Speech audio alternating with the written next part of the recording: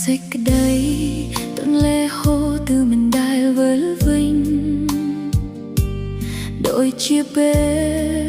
វេលាដែលត្រូវបែកគ្នា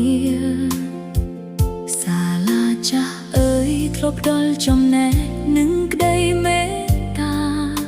ដល់ពេលដែលខ្ញុំត្រូវយាត្រាចាក់ចេញទាំងក្តីស្រណងលាមិត្តភក្តិឡើយលាលោកគ្រូណាគ្រូកន្លែងធ្លាប់រៀនដែលធ្លាប់រស់នៅមិនចង់ឃ្លាតសងតែជីវិតត្រូវដើរទៅមុខបេះដូងពោពេញដោយការតាំងចិត្តទាំងស្រស់ទោះត្រូវដូរសាលាក៏ដើម្បីអនាគតដ៏ភ្លឺស្វា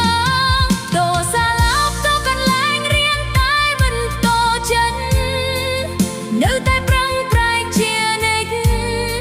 មិនឲ្យបំណងត្រូវរៀបរាំគោលដៅនៅឆ្ងាយត្រូវតែខំប្រឹងសា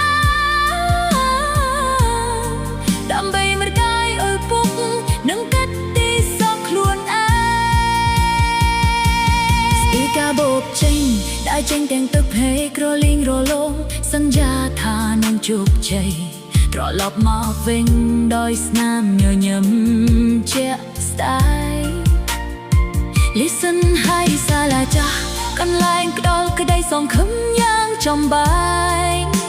អនាគតត្រង់ចង់ខ្ញុំនៅទីដៅថ្មីខាងមុខ